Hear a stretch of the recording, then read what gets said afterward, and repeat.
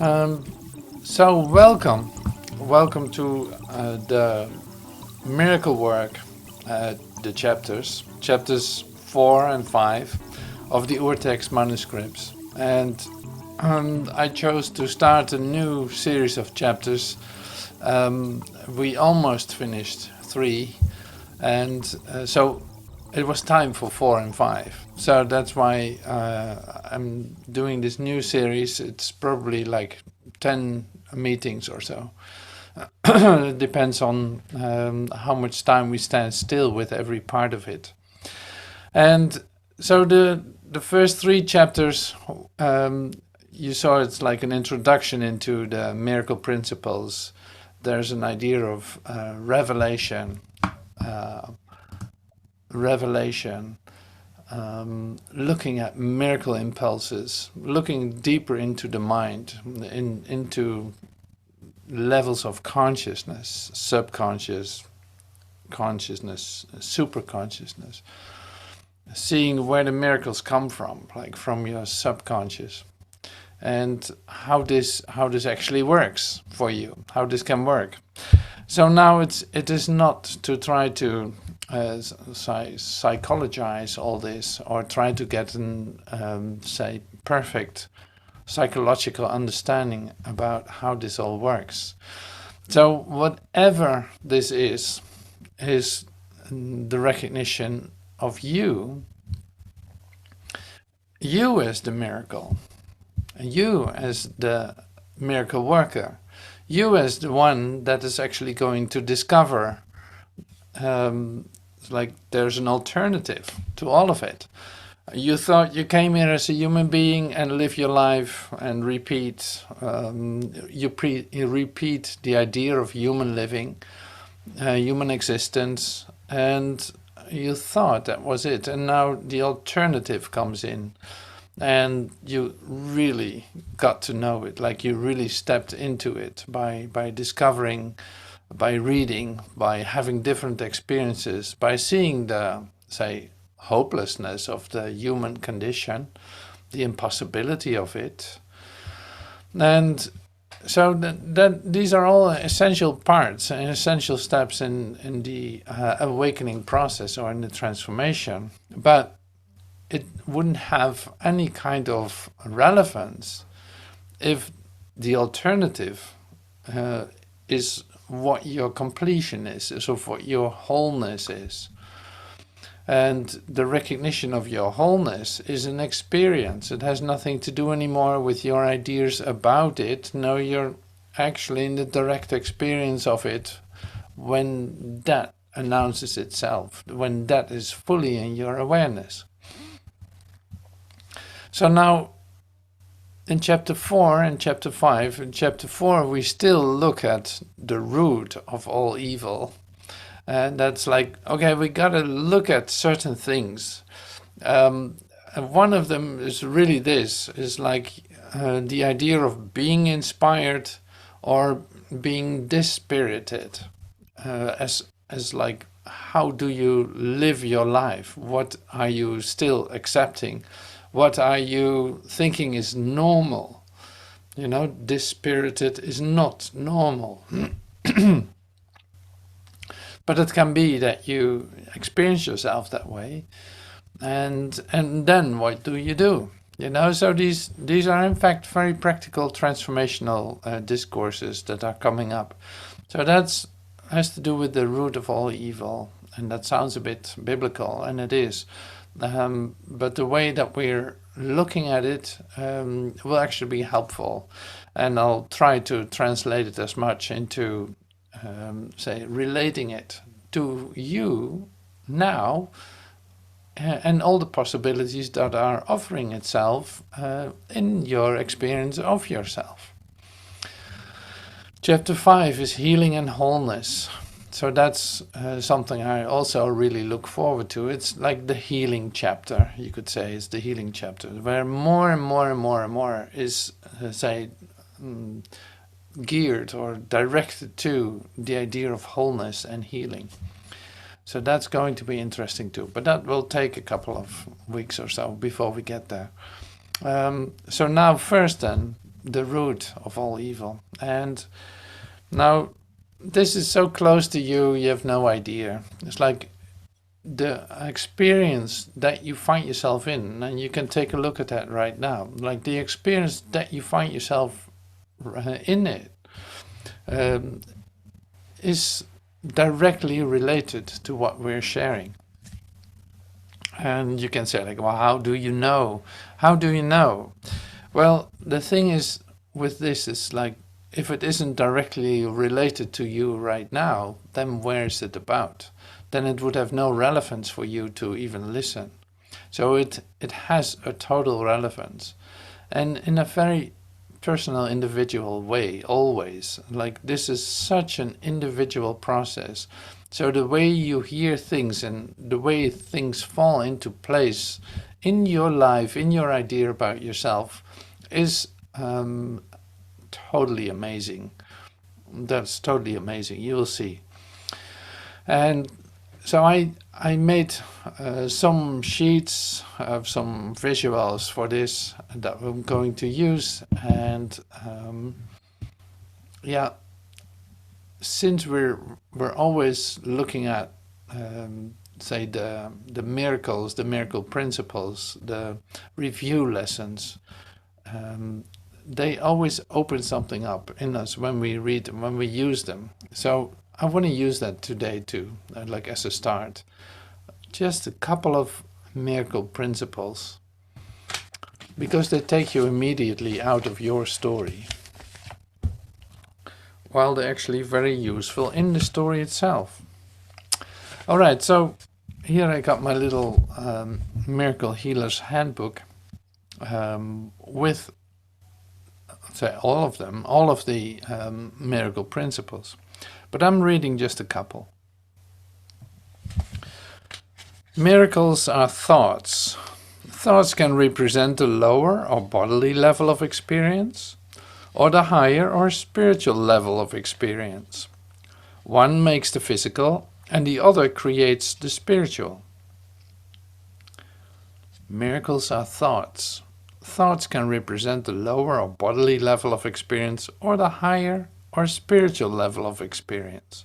One makes the physical, and the other creates the spiritual.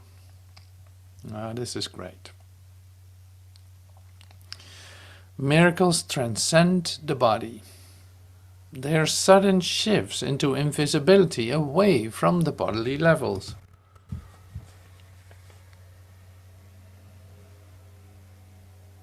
That is why they heal. So miracles transcend the body. They are sudden shifts into invisibility, away from the bodily level. That is why they heal. Miracles reawaken the awareness that the spirit and not the body is the altar of truth. This is the recognition that leads to the healing power of the miracle.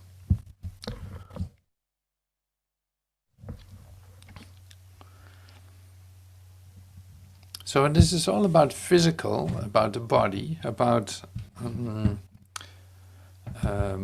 say the body, the physical level, the level at which you might find yourself right now. And then it's like the miracle takes you out of it. The miracle gives a sudden shift into invisibility. The miracle does this and does that. Like, it does all kinds of things. But what is the actual occurrence in all of this? In fact, say, yeah, come on in. Welcome, everyone. I'm happy that you're here. That's so great. So, what is the miracle now actually doing?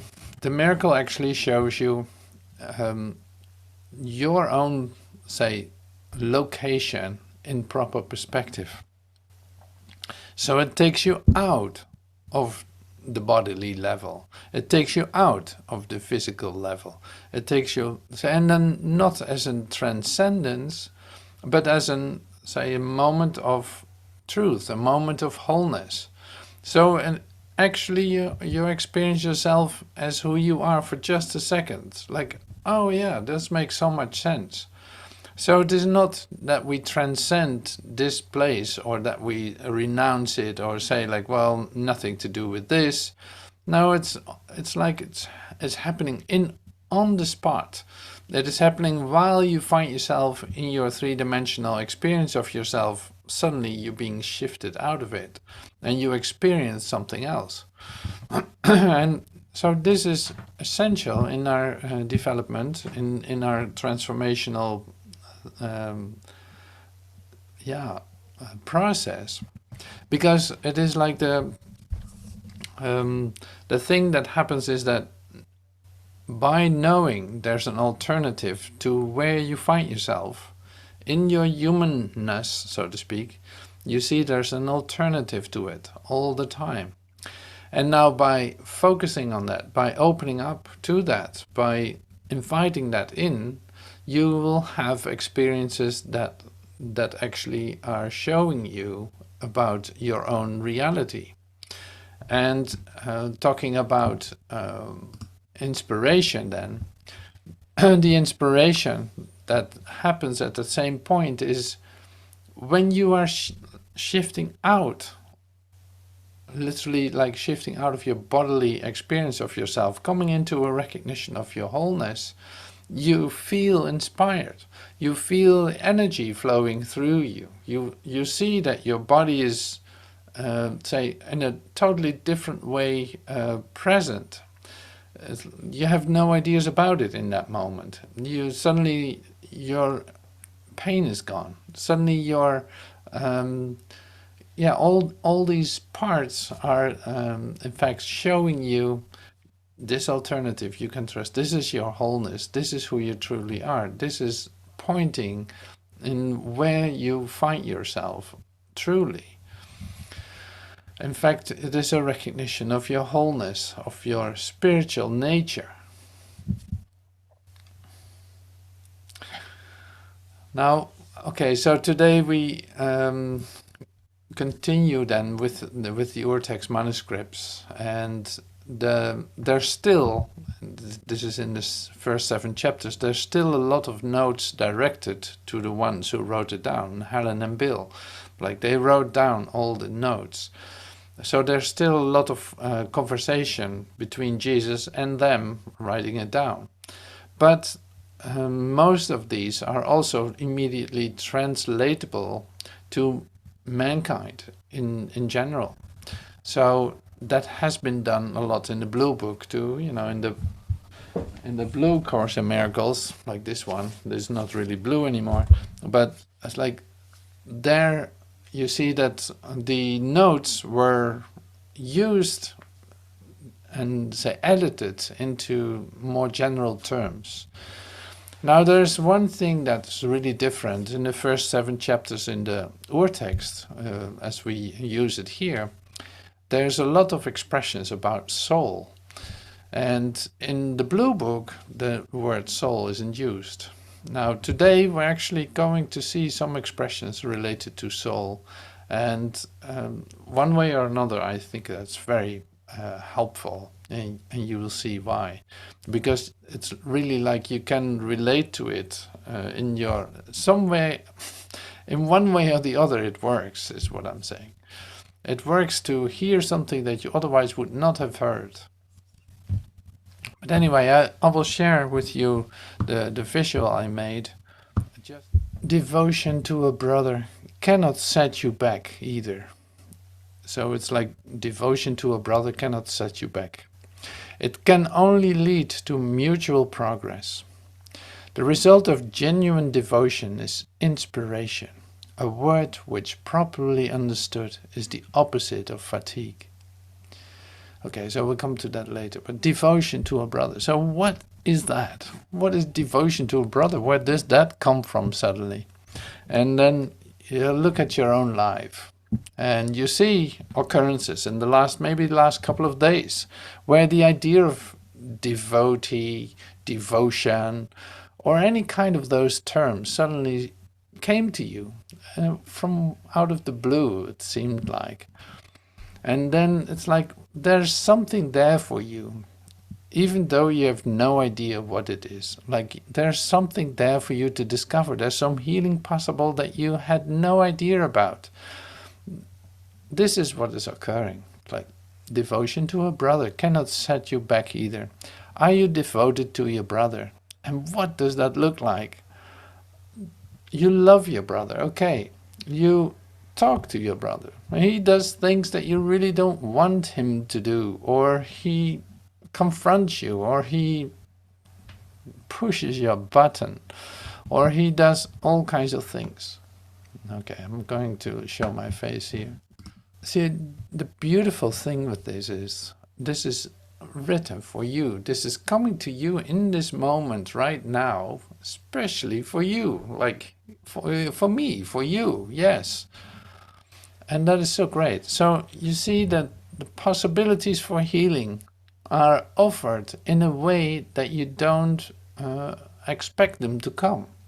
If it would be written in a book, it's like, okay, you do this equation and then you get healed. The miracle occurs and you get healed. Then it would be mathematics. Then it would not be healing. So here it is, like you have your situation. Something out of the blue seems to be very disturbing, deeply disturbing for a moment, and it keeps you busy. It is right in front of your face.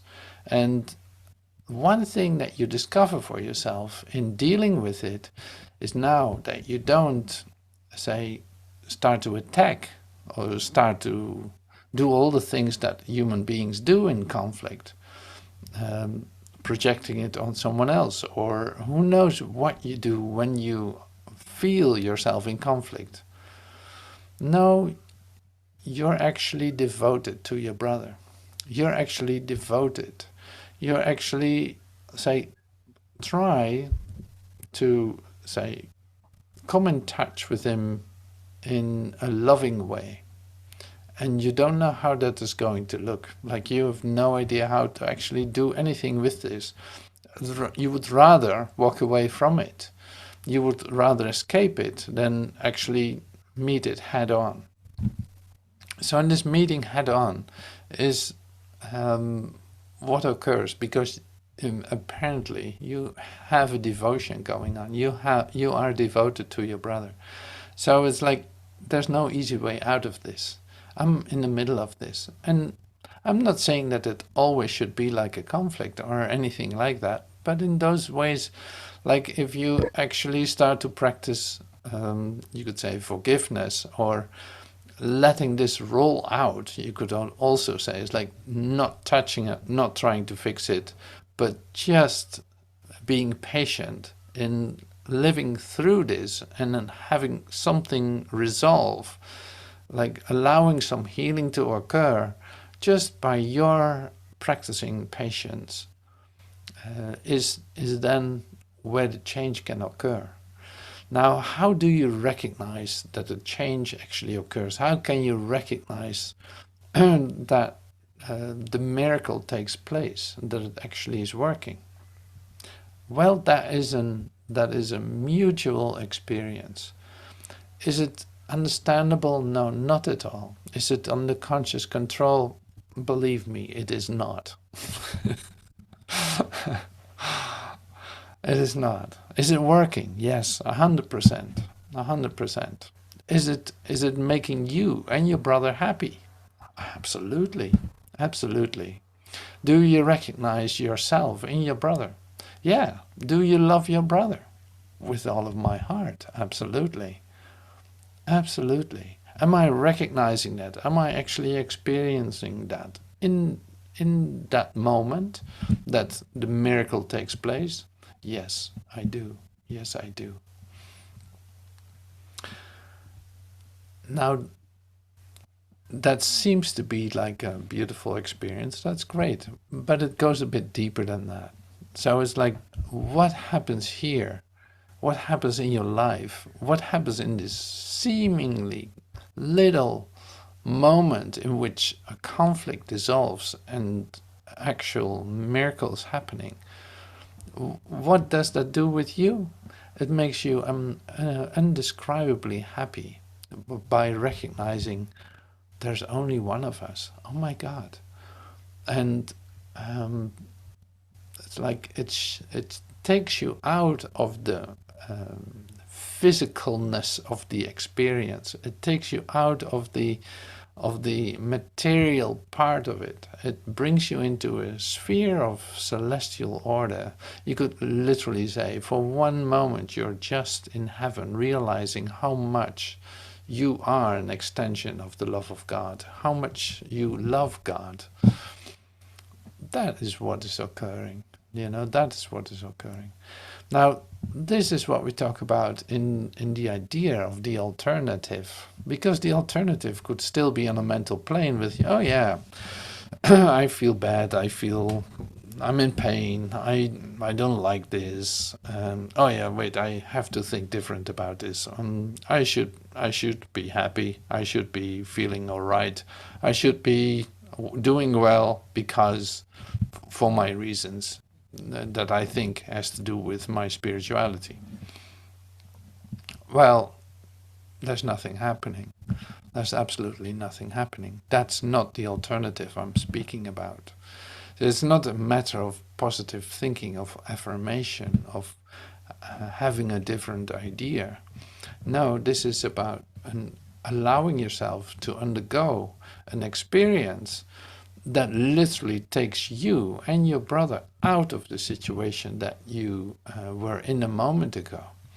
So you could say, and this is what you can feel too, it's like it's a shift in the frequency. It is a shift in spirit level. You could say suddenly you feel totally inspired, whether you can express that or not. Like you feel totally inspired. You feel that you're lifted and that you're like vibrating at a different frequency. Like, everything opens up again. Now I can breathe. Oh, that feels so good. It's like, wow, that is so great. Well, this is what we're talking about. Like, it is really a very palpable experience. Then you know that healing took place. And what was your part in it? Allowing that to occur, keeping your hands off of it, being patient, getting out of the way with your ideas, but just trusting the alternative, and not being afraid to be vulnerable for just a moment or be confused for just a second. That's all right. So this is how close this all is to you in what we read. And I think it's great to recognize, oh my God, yes, I have a devotion to my brothers. Like I have a devotion. That's why I'm sitting here talking to you. I have a devotion to you. Like, yeah, I'm not concerned about you, but I definitely am devoted to you. I love to discover with you the alternative that, say, gives us a present memory of who we truly are and how to look at all of this in the proper perspective. And so this is all part of the chapter 4 that we're going to get ourselves into. Okay, so this is very recognizable now. The result of genuine devotion is inspiration, a word which properly understood, is the opposite of fatigue. It's like you're inspired. Inspired is not crushed in on yourself, being exhausted. Like, no. To be fatigued is to be dispirited. And to be inspired is to be in the spirit. To be egocentric is to be dispirited. Egocentric. So if you're only out for your own good, then you have a problem. So that's why your brother is so important in this discovery of the root of all evil. Your brother is going to show you that you don't have to be egocentric, that there's no need to protect yourself, that there's no need to defend yourself. That whenever you feel dispirited, you might as well stand still and say like, okay, so where's my brother coming into this story? What am I trying to do here? But to be self-centered in the right sense is to be inspired or in the soul. Okay, so to be self-centered in the right sense is to be inspired. Self-centered is not egocentric, but self-centered in the right sense is to be in spirit, inspired, or in the soul. The truly inspired are enlightened and cannot abide in darkness. So it's like the recognition of darkness is not an option any longer. And darkness is like isolation, separation,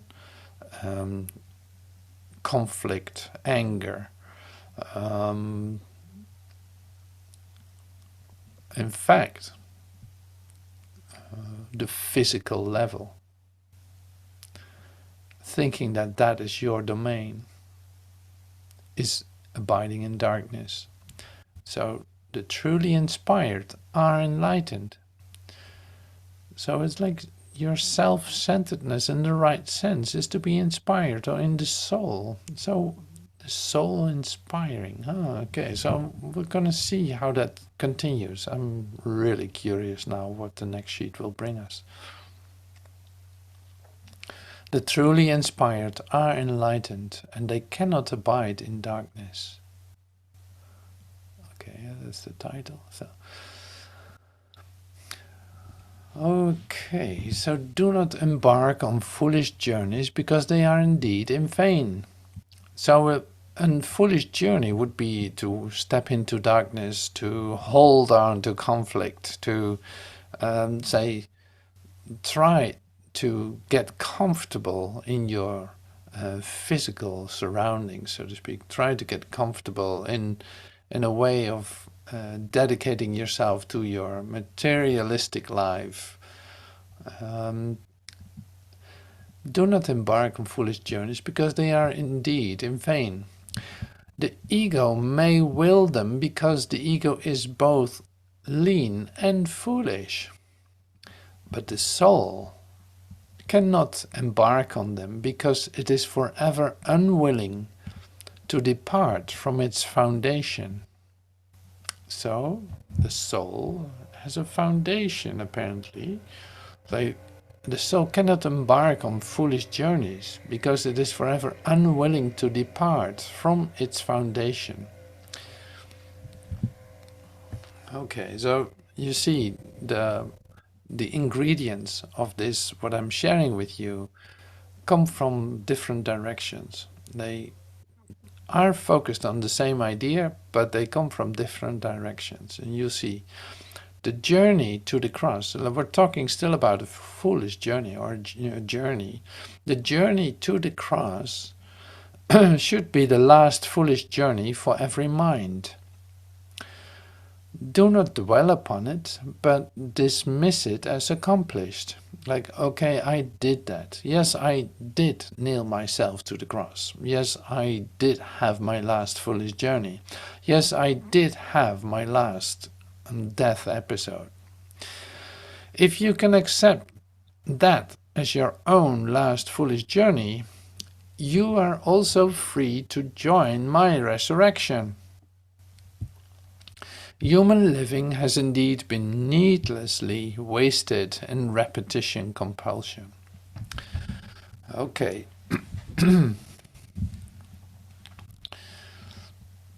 So you see the fundamentals here. So you can see the fundamentals here. It's like one thing in you is your soul. Like your soul is within you. Is that part of your consciousness, you could say, that is in direct communication with God. That is like your altar, your home. It is right there. It doesn't go anywhere. It is unwilling to leave its foundation, to depart from its foundation. So it's like so deeply in you, so deeply secure that it cannot go anywhere. It will always be there. Now, the mind on the superficial level of your consciousness is tempted to go on little journeys, and it loves to be blind. It loves to just step into something that you actually already know. Like, it doesn't make any sense to do this, but hey, I do it anyway. So you make compromises and do all these things. Now you could say all these journeys, all these sidetracks, all these detours that you made lead to one thing, and that is your, you could say, cross experience. Your experience that you actually feel the pain of the nails in your hands, and the nails in your feet, the crown, it's like the thorny crown on your head, and all the terrible ideas that you hold about yourself, all the conflict, you could say, is what these thorny crown is. You think painful ideas. You keep sitting up with those needles pushing in your skull. Like, if you keep repeating that story, like they're just painful. They're just repetitions, vain repetitions.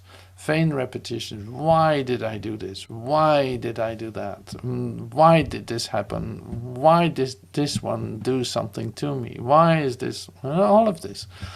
Like I said, this is very practical. So whenever you see yourself doing that, know that you're still walking on this way with your cross on your back, with your thorns on your head, and thinking that that's going to give you something. Otherwise, why would you be doing it? Because you're familiar with it, because you're used to it, because you see everyone do it, so you do it too. See, here's coming, the alternative is coming back in. Like, you can choose for this alternative that I was speaking about being lifted out of this for just a moment, remembering your union with your brother, your new inspiration that you just discovered, just found. Now this is what is happening. This is where you find yourself. You choose for one, you get on your little crossroad, your crusade with the thorns pinching into your skull, and you saying like, oh my God, why is this hurting so bad? Why is this happening to me? Why?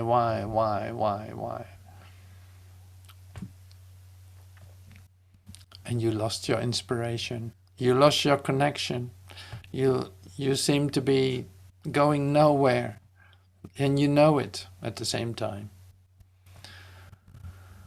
See, all this is not coming up for any other reason than for healing, you could say, for experiencing the alternative, for asking for the alternative, for dedicating yourself to the alternative, for seeing what you're actually doing and holding on to some ideas, or thinking that it's normal or something that you have to get used to, or who knows what you think about it. So now,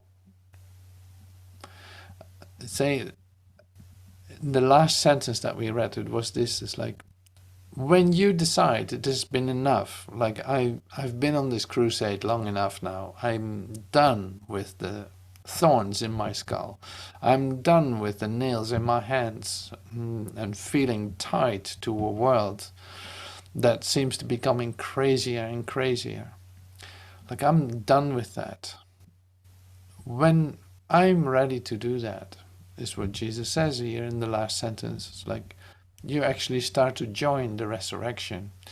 And the resurrection has everything to do like with the miracle procedure that we're in, and having this occurrence of being lifted out of where you find yourself, asking for an experience of opening up, becoming receptive for, being patiently enough not to intervene, but stepping outside and letting the miracle do the work, letting the light do the work, and see that it gives you something that you could never have come up with yourself. Which is the best for everyone involved, which is the best for you, for your brother, recognizing that you love your brother as yourself. So that is the alternative. Yeah. Okay, so this is the last one, the last sheet that I made. Do not attempt to break God's copyright, because his authorship alone can copyright. Your own right authorship does not lie in remaking his copies, but in creating like him. Now, what does that mean then? Man can speak from his soul or from his ego, precisely as he chooses. So you can speak from this egocentric way, or you can speak from your soul. If he speaks from his soul, he has chosen to be still and know that I am God. We know this expression, be still and know that I am God. So when you speak from your soul, this is what you do. Be still and know that I am God. You have chosen to be that way. These words are inspired because they come from knowledge. If he speaks from his ego, he is disclaiming knowledge instead of affirming it, and is thus dispiriting himself.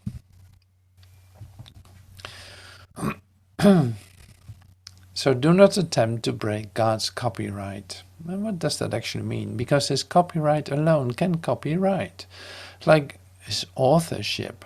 So is God the author of your life story? Is God the author? How am I supposed to look at this? And what does this copyright mean? Do I attempt to break God's copyright? His authorship alone can copyright. Your own right authorship does not lie in remaking his copies, but in creating like him. That sounds a bit like mystical, right? So that's great. Let's see what comes our way in for sharing.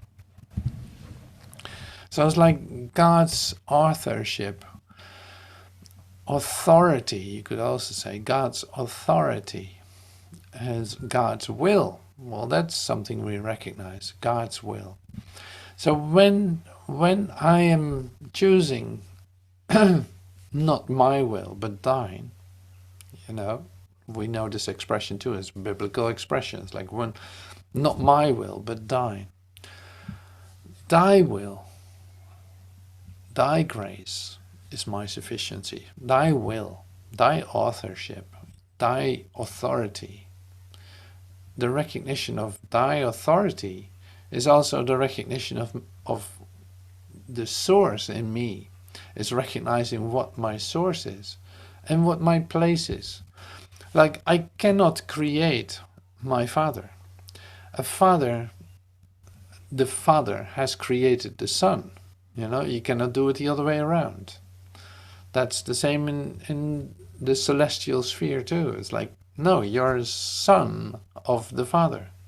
So that means also, like, it is given you to create like your Father, because you are an extension of him. And somewhere in the course it says, like, only the creations of light are real. And that fits into our story here, because it is like staying in this inspiration, recognizing your source is recognizing your inspiration.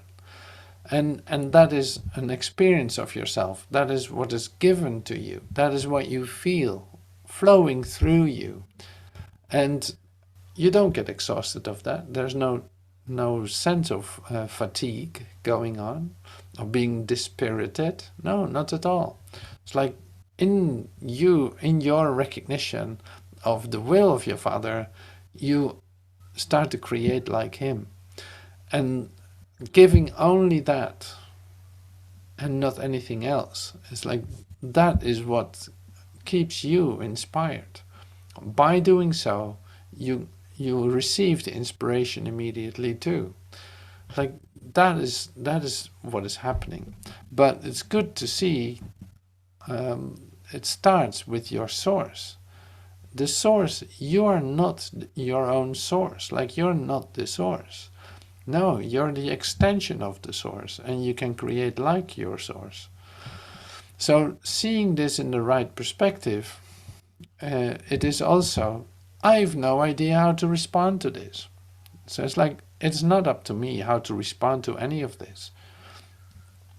I'm going to respond to this, but that will be coming from somewhere else. Like the alternative will show me how that is going to be. Because the only thing that I want to experience is in fact the creations of light, to stay in my inspiration, to allow only that to occur. So that means you become receptive. It's like, be still, be still, listen, follow the guidance that you get. And of course we say this many times, but the practice of it is really great and very, confirming, comforting, and inspiring at the same time. That is so great about this. So, in any situation that you're in, be still. So be patient. Wait a moment before you do anything. It's like be open to and actively open to receive more than anything else. Don't be afraid to lose anything. Don't be afraid to have to defend yourself for one or another reason. Like, no, wait, there's a whole different story going on. And you can only see that. Like, if you want to see what God has written here for you in this situation, and this is a creation, like a creation with the light. Like if you see what God creates, you will catch a glimpse when you allow this to occur.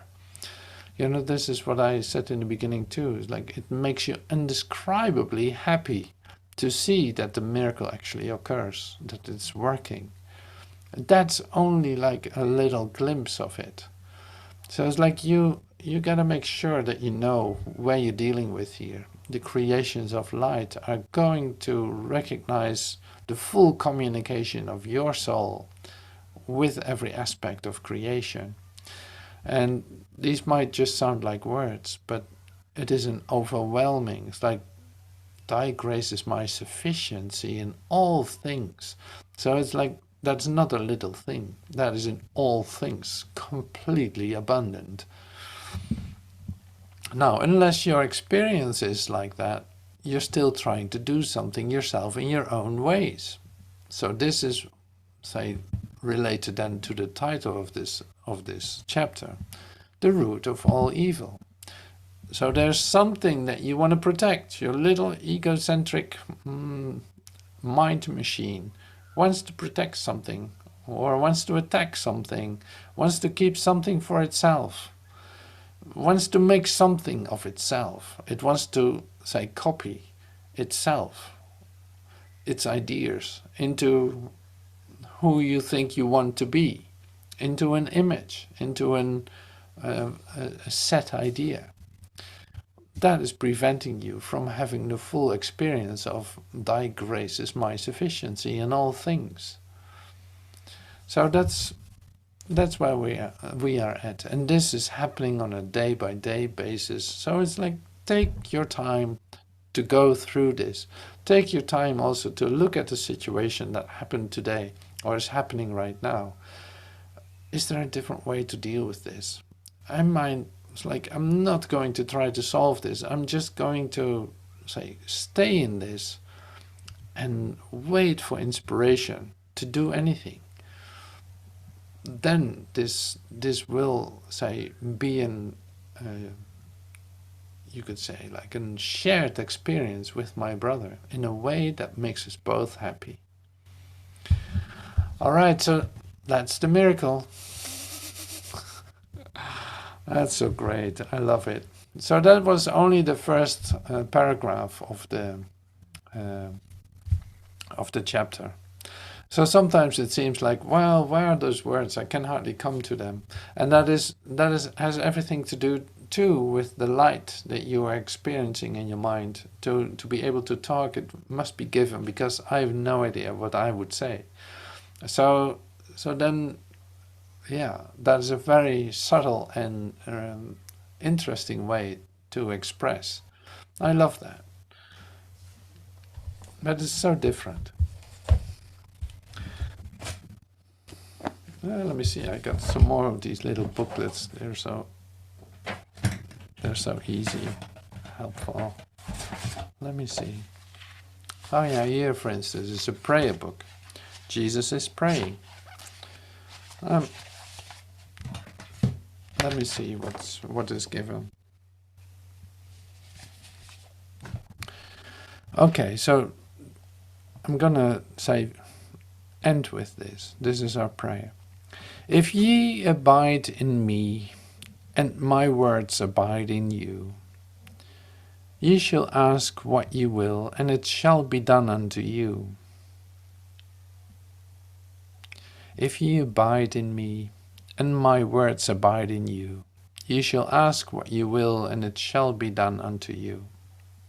Today I wake with joy, expecting but the happy things of God to come to me. I ask but them to come, and realize my invitation will be answered by the thoughts to which it has been sent by me.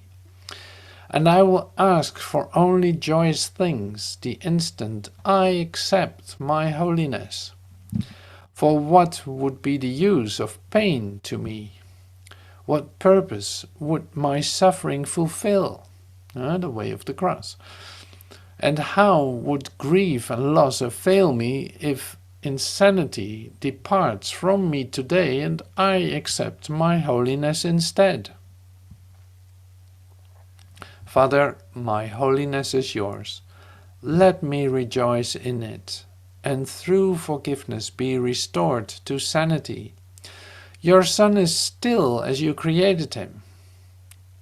My holiness is part of me and also part of you. And what can alter holiness itself?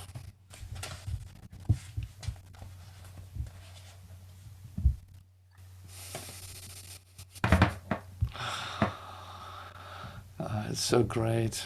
So I expect only joyous things to come to you today.